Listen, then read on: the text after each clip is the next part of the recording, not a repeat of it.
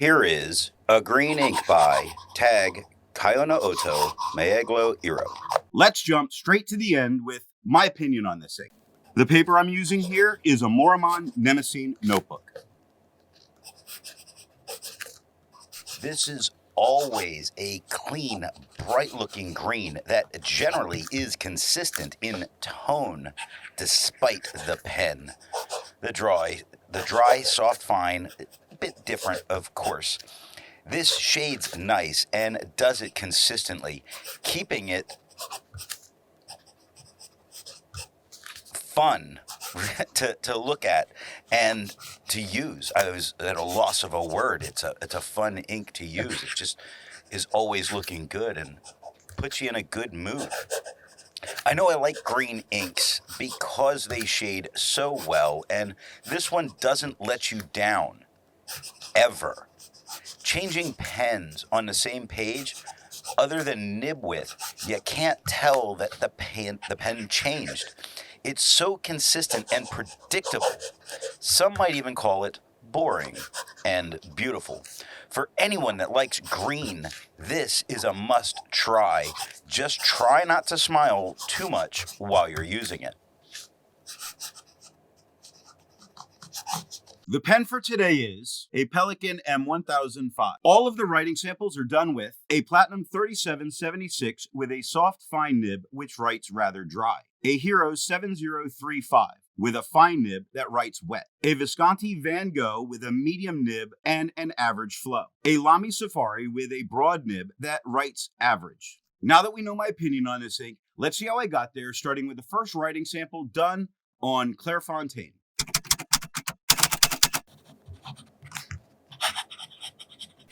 Looking at the soft fine nib, we get a very fresh looking green. This is the only lighter green that we're going to get from this. It has no feathering and no spread, plenty of shading throughout all of it. Now, not that camouflage shading that I love so much, but this is its lightest version and it's shading very easily and it's easy to read on the page. Despite the brighter tone that we're getting here, I can see being able to read a whole page of this without a problem.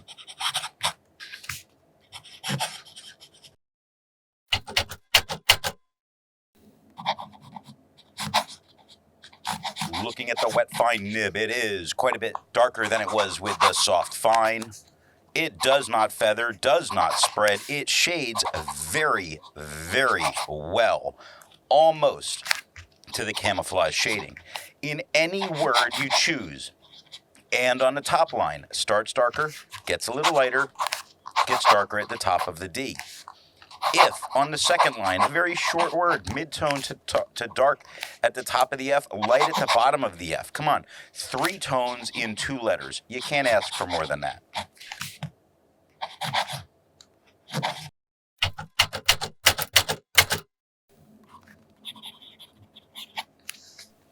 Looking at the medium nib, it is the same tone as the wet fine. It does not feather, does not spread, does shade like a champ the whole way through. It is really just so nice on the page. This is going to be a boring review in that it's so consistent. It's amazing, just lovely to look at, so nice. This was an ink I used in a bunch of pens just because I was enjoying it that much.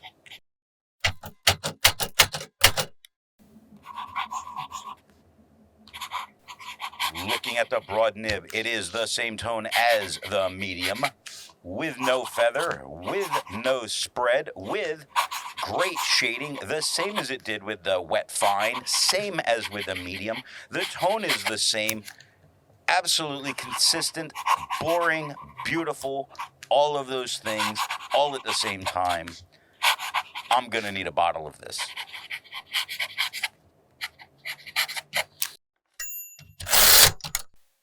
Looking at the back of the page, you see that we get no bleeding and no ghosting. Like most inks, this one comes in a bottle. This is how the Pilot Custom 823 fits. And here is the Pelikan M1000. Here is the ink level when you can no longer fill a Lamy Safari. There's approximately 6 milliliters of ink left. The next writing sample is done in a Portage reporter's notebook.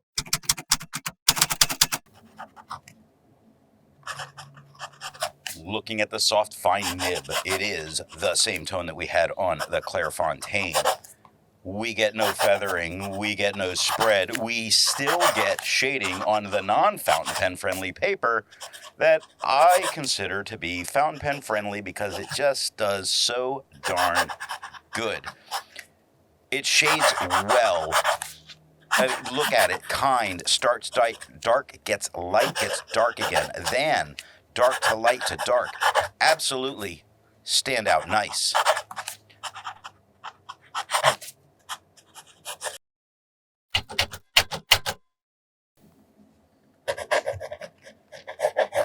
Looking at the wet fine nib, we get much darker than it was with the soft fine, a little bit lighter than it was on the Clairfontaine.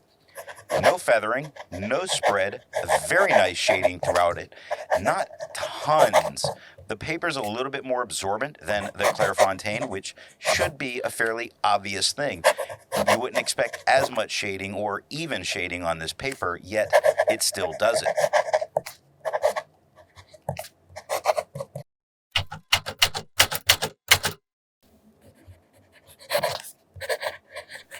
Looking at the medium nib, it is right about the same tone as the wet fine. It's mostly the lighter tones, though.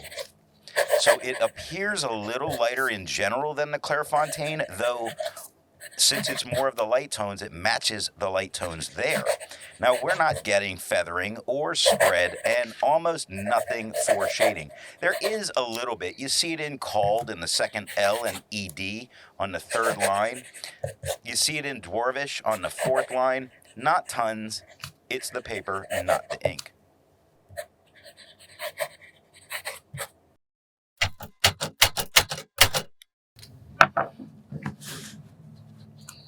Looking at the broad nib, it is the same tone as the medium, the same as the lighter tones that we had on the Clairfontaine. Now, we do get a tiny bit of feathering going on. You see it in the H of they on the first line. You see it a little bit in went, and we also get a little bit of spread, which I normally don't get on this paper, but we are getting some. Again, not a fountain pen friendly paper. Sometimes have to just slow down and enunciate. Not much for shading. The paper's really eating it up here.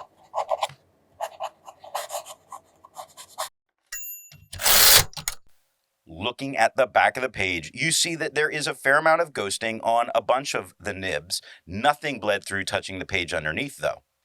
There's a lot to learn by doing multiple chromatographies. The one on the left is immediately put into water for 10 to 15 seconds. The one on the right, marked with a D, is let dry for 10 minutes before putting it into water.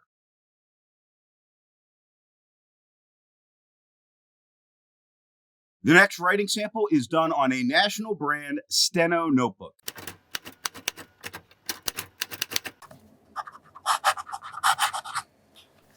Looking at the soft fine nib, we get the same green as the Clairfontaine. We get no feathering, we get no spread, we get shading, not as much shading as the Clairfontaine, but still getting shading. You see it in anything. Very first word. It starts darker, gets a little lighter, darker again at the H, and then lightens up some. At goes from a mid-tone to a light to a dark tone. All mid-tone, darker, right at the last L. Beautiful, and it does this fairly consistent, but there are some areas where shading just, for some reason, doesn't show up.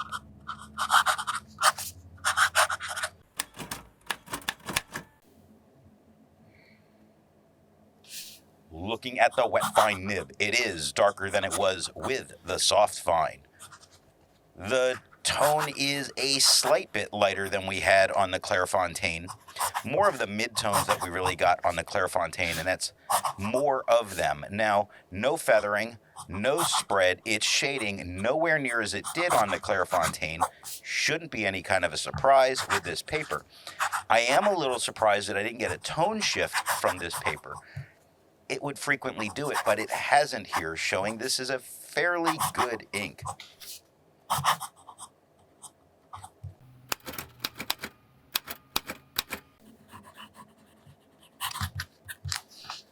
Looking at the medium nib, it is the same tone as the wet fine. It is the same tone as the midtones on the Clairefontaine.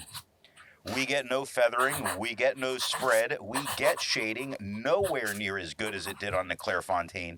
However, it still does show itself every now and then, really fairly little. I'm going to take back my feathering comment because I see it on the T on the top line, and I see it on the R of disturbing on the second line. But other than that, I'm not seeing any kind of feathering, no spread. So I'll take back the feather part, though.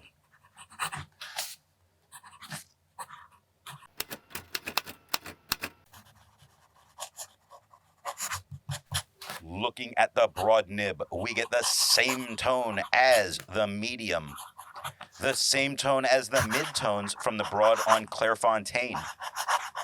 We get no feathering, and I'm double checking to make sure I don't have to back up and say it again, but I don't see any feathering. I see the slightest bit of spread, but they are side by side, and it is minuscule, the spread that's happening. Nothing really for shading. Yes, I can spot a couple of darker spots, but it's not really shading.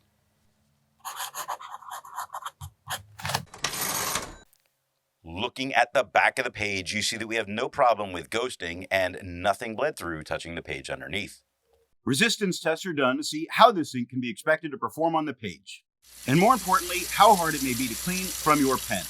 The smear is allowed to dry for 3 days before testing it. The highlighter is on the top left, pen flush is on the top right, 1/3 bleach solution is on the bottom left, and water is on the bottom right.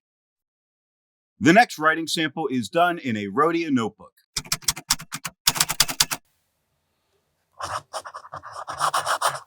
Looking at the soft fine nib, we get the same tone as the Clairefontaine. We get no feathering, we get no spread, we get shading just as well as the Clairefontaine. And it holds itself nicely. Sometimes inks, when they encounter all the lines of the graph paper, you see it sort of break up a little bit, and this is not. It is nicely covering those lines, where, again, sometimes you see it sort of break apart a little bit where it has more trouble getting into the paper. Not here.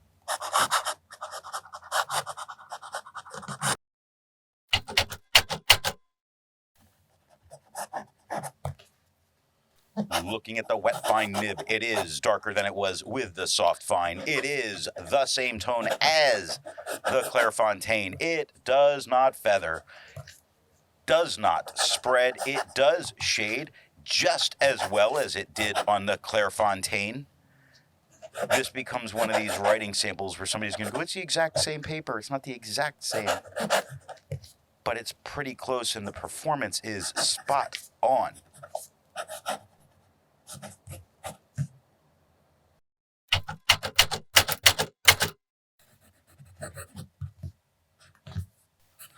Looking at the medium nib, we get the same tone that we had with the soft fine, the same tone as on the Clairefontaine.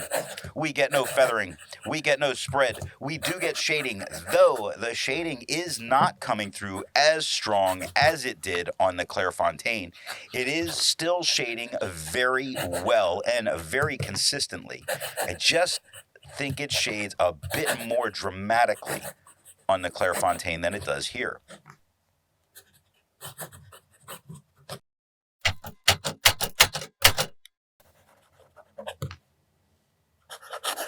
Looking at the broad nib, we get just a tad bit lighter than we did with the medium, and more of the lighter tones from the Clairefontaine. Now, it shows up without any feathering, without any spread.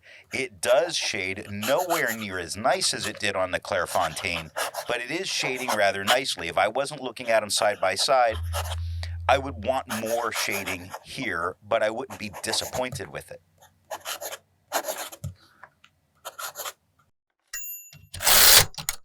Looking at the back of the page, you see that we get no bleeding and no ghosting. With over 1,000 inks reviewed, let's take a look at some color comparables. Here is Birmingham Pen Company Forbes Field Green. Here is Diamine Kelly Green.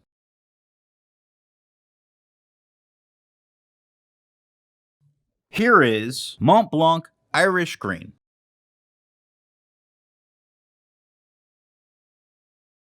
Here is Organic Studios Uranium Green. The next writing sample is done in a composition lab notebook.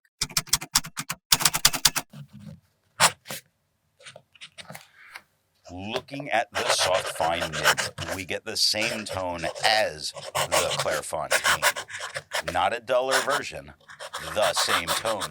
It does not feather or spread, and it barely ever shades. We get and I really kind of think lemongrass tone out of this. It's nice. Here I would call it refreshing as a tone. It's nice. This is not the tone I would want.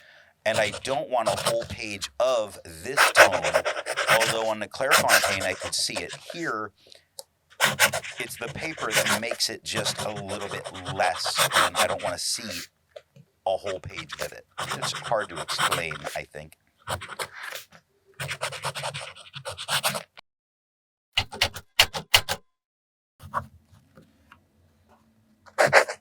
Looking at the wet fine nib, it is darker than it was with the soft fine. It is a little bit lighter than we had on the Clairfontaine. It does not feather. It does not spread. It shades much, much, much better than it did with the soft fine nib. It shades almost as well as it did on the Clairfontaine. Now I say almost because it looks a little flatter as a tone, and with that, we're not getting as much of the variation where on the Clairfontaine it shifted constantly and a lot. Here we are getting a constant slower shift of the tones.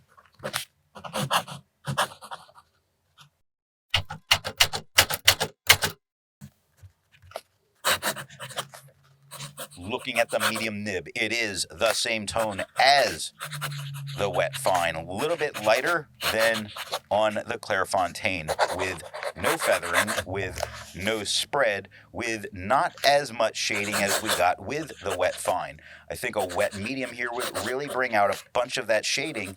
This paper is not known to really accentuate shading.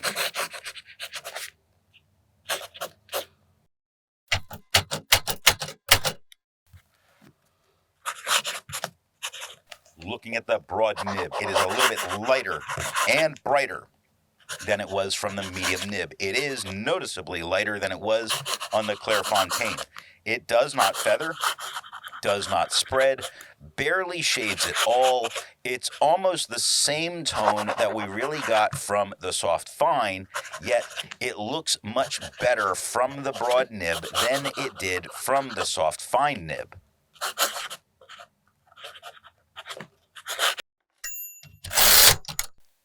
Looking at the back of the page, we get no bleeding and no ghosting. While it's nice to see inks in the same color family, I prefer to find an ink that complements this color on the page. Here is an orange ink by Robert Oster Orange. Here is a purple ink by Diamine Grape.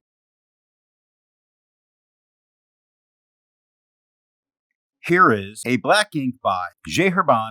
Pearl Noir. Here is a red ink by Schaefer Red. The last writing sample is done on 20-pound copy paper.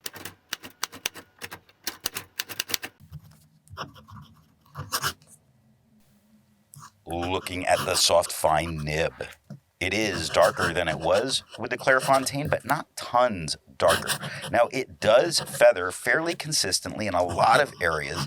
It does have a little bit of spread, and it does shade a little bit. Now, shading on copy paper makes me worry some. So I'm hoping it does not shade because it can keep this ink generally a winner.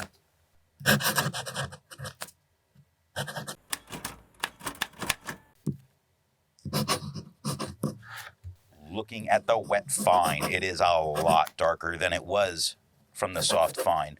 About the same depth of color, or darkness of color, but like a little different to look at. A little more of the, I want to say, the yellowish of the bright side coming through, though it's darker. It does feather a lot. I wouldn't want to use a wet fine nib on this paper with this ink. It does spread quite a bit, almost to the broad on the Clairfontaine.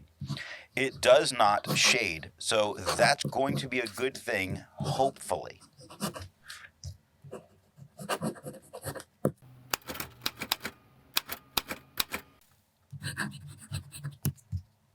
Looking at the medium nib, it is just a little bit lighter than it was with the wet fine. It is a little lighter, I think, than it is on the Clairfontaine. All that shading makes it harder to tell when it just shades so well on the good papers. Sorry, back to the 20-pound crappy paper, where it does feather a tiny bit. You see it on Trolls and Do and Behave and Like That, even though...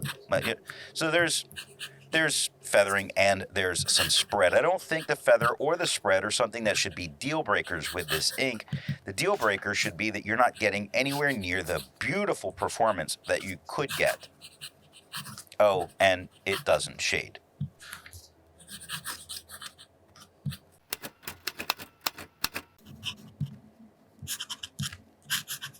Looking at the broad nib, it is right about the same tone as the medium, a little bit lighter than what we see on the Clairfontaine. Now, it does feather, not a surprise. It does spread, not a surprise. It does not shade.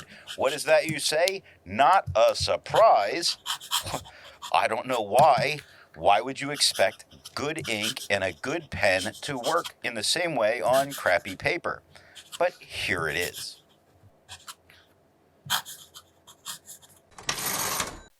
Looking at the page underneath, you see 3 spots where it did bleed through and touch with the wet fine nib, but that was it. And when we look at the back of the page, we see that we have a lot of ghosting. I don't think you could write back here and comfortably read what you have. So what nib and pen do I think are going to give the best writing experience with this ink? The paper I'm using here is yellow Rhodia paper. This ink is so consistent and so nice. I used 3 different pens during the notes. I just switched up because I was really curious. And other than the width, you can't tell the difference in the tone.